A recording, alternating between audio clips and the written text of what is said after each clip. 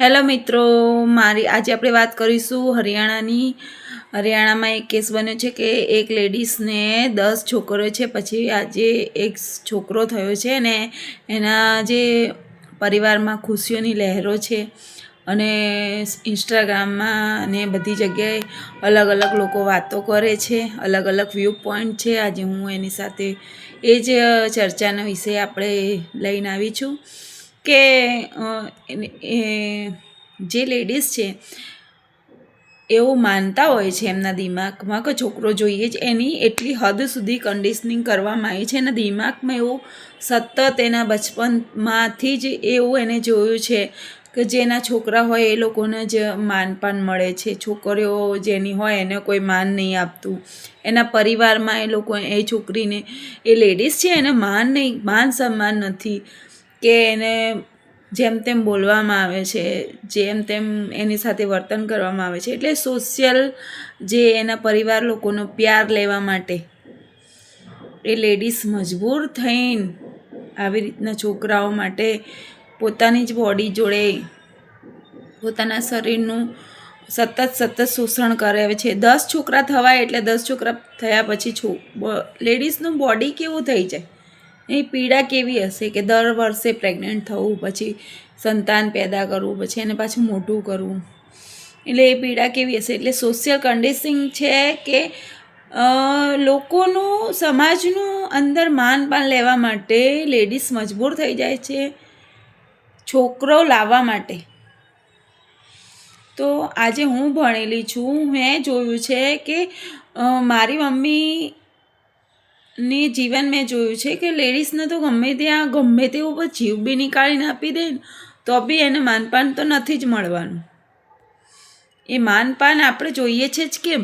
મારી મમ્મીનું કે શીખવાડવાનું એવું જ હતું, માનપાન આપણે જોઈએ છે જ કેમ? આપણું માનપાન આપણી જોડે જ રાખવાનું, કોઈના હાથમાં આપવાનું જ નહીં. એટલે મારી મમ્મીનું સ્ટ્રગલ મેં જોયું છે. એટલે મારે 2 છોકરીઓ છે, મેં વિચાર્યું જ નથી મગજમાં. પહેલાં સ્ટાર્ટિંગમાં એવું હતું, પણ મેં એકલીએ મારા છોકરાઓનું પાલન પોષણ કર્યું છે, છોકરાઓને મોટા કર્યા છે. એટલે મેં જે સંઘર્ષ જોયો અને પછી મારા વિચારોમાં બદલાવ આવ્યો કે ના યાર, છોકરો હોય કે છોકરી હોય, આપણે મોંઘવારી પ્રમાણે બરાબર જ છે. જે લોકોને આવી છોકરાઓની કન્ડિશનિંગ જે લોકોને કરવામાં આવી છે એ લોકો જ્યાદાતર જોઈન્ટ ફેમિલીમાં જ રહેતા હોય છે ને એમના જે છોકરાઓ છે એ જોઈન્ટ ફેમિલીની અંદર મોટા થઈ જતા હોય છે. અને એ લોકો એક 10-12 વર્ષ સુધી એ લોકો મોટા કરે, જેમ તેમ કરીને પછી છોકરાઓ જોડે પણ એ લોકો કામ કરાવતા હોય છે. એટલે એ લોકોને દુનિયામાં કેટલી મોંઘવારી છે કે એ લોકો ખાસ ભણાવતા પણ ના હોય, એમના છોકરાઓ ભણે પણ નહીં, જ્યાં ત્યાં મોટા થઈ જતા હોય. એટલે એમને જરૂરી જ હોય છે છોકરાઓ લાવવા.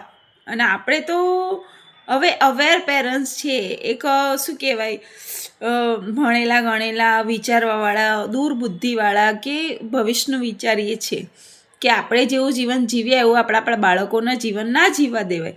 એટલે આપણે અવેર છીએ, એટલે આપણે વિચારીએ છીએ કે ના, છોકરો હોય કે છોકરી શું ફરક પડે છે. જેમ પેલું દંગલ પિક્ચરમાં છે ને કે છોરી કુસ્તી લડે કે છોકરો કુસ્તી લડે, શું ફરક પડે છે. એવી રીતના આપણે એવું વિચારીએ છીએ. પણ ત્યાં હજી પણ ગામડાઓમાં ઘણી જગ્યાએ આવી માનસિકતા છે, લોકોના વિચાર બદલાય છે, લેડીઝોમાં પણ એવા વિચાર બદલાય છે.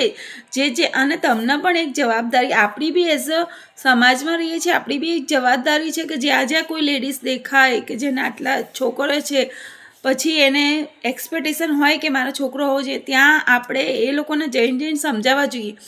આપણું એક્ઝામ્પલ આપીને સમજાવવા જોઈએ. મારા તો 2 જ છોકરીઓ છે, મને તો સારું છે, મારા છોકરીઓ જ છોકરા છે. આપણું એક્ઝામ્પલ આપીને એ લોકોના માઇન્ડમાં એવો થોટ નાખવો જોઈએ. કેમ કે એ લોકોના માઇન્ડમાં જે બચપનથી જે થોટ છે ને એ થોટના આપણો થોટ કાપશે. અત્યારે હાલ નહીં તો ગમે ત્યારે એ કોઈ વિચાર કાપશે જ. એટલે આપણે એઝ અ ભણેલા ગણેલા અવેર પેરેન્ટ્સ, આપણે કોઈ પણ માણસની જોડે જઈએ અને વાતચીત થાય તો આપણે આ થોટ એક લેડીઝની અંદર જે પેટ્રિયાર્કીનો શિકાર છે, જે સામાજિક પરંપરાઓનો શિકાર છે, એમની આપણે મદદ કરવી જોઈએ. ઓકે, મારું તો એવું કહેવું છે. તમારું શું કહેવું છે મને કમેન્ટમાં કહેજો.